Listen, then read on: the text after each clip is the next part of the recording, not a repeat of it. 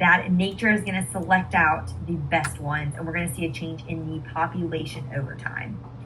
And this is based on 4 principles that make this so there's 4 principles to natural selection: overproduction of offspring, variation, adaptation, and descent with modification. So we're going to look at in the next slides all 4 principles of natural selection. So our first is overproduction of offspring. Our second is variation. Our third is adaptation. And our fourth is descent with modification. So we're still on page 3. So I will talk through each of those now for you. Okay, so first is this idea of overproduction of offspring.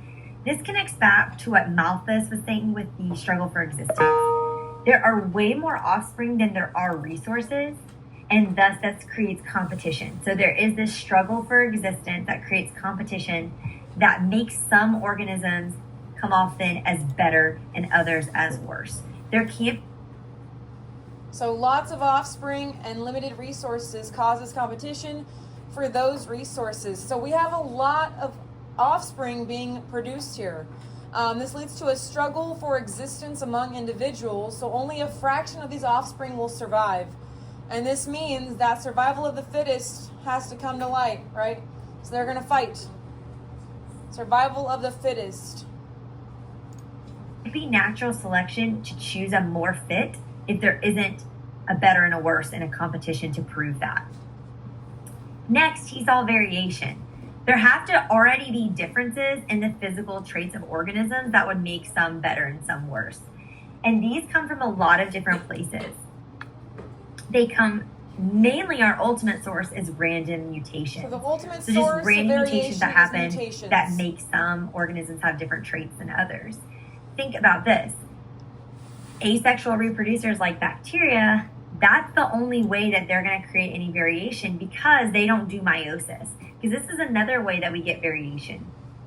Just how the genes like 1 are crossing over that could happen in prophase 1, but also 2, just how they assort themselves, which ones get passed on in the egg, which end up getting fertilized. Just sexual reproduction in general creates variation. And then last, migration, which from evolution and genetic standpoint is known as gene flow. When new organisms move in, and if they're sexual reproducers and they reproduce with the organisms that live somewhere, they're going to introduce new genes. So for example, thinking about the United States of America, before we had, pioneers coming over here and taking over our country, we had the indigenous people that lived in America. And then we introduced all these different genes from the other side of the pond, if you will. And then that created a ton of variation. So variation is key. Another key principle is... Should I go back? No. This idea of adaptation, which I had mentioned. And adaptation is a feature or a trait that an organism has that makes them better at surviving in their environment. And so what we should see is that beneficial traits with these adaptations will become more common over time because those organisms are living longer and thus reproducing more.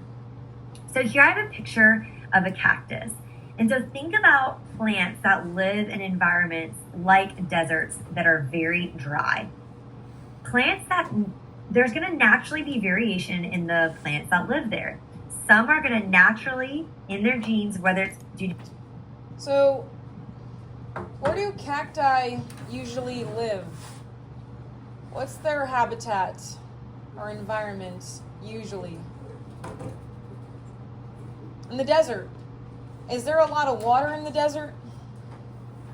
No, hardly any, right? That's funny because we're like 50 miles away from a desert. Right. We're very close to a desert. It feels like one here.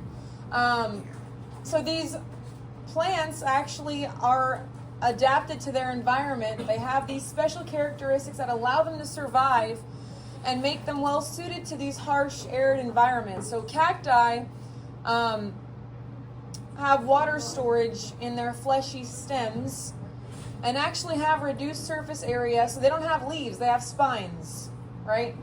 And this is an efficient water use mechanism. So they are able to hold in the water that they have because they hardly have any in their environment, right? Deserts don't have a lot of water. to mutation or whatever, be able to retain water and than others will. Those that don't have some sort of mechanism for retaining water are not going to live very long in that kind of environment, and so they will not be passing on their traits to offspring because they won't be able to reproduce as much. As organisms that do have these natural traits that were in their genes that allow them to retain water better, they will live longer, and as they should pass that on more. So that over time, when we're looking at the populations of plants that live there, we'll see plants that are able to retain water as more common. So this is changing the gene pool.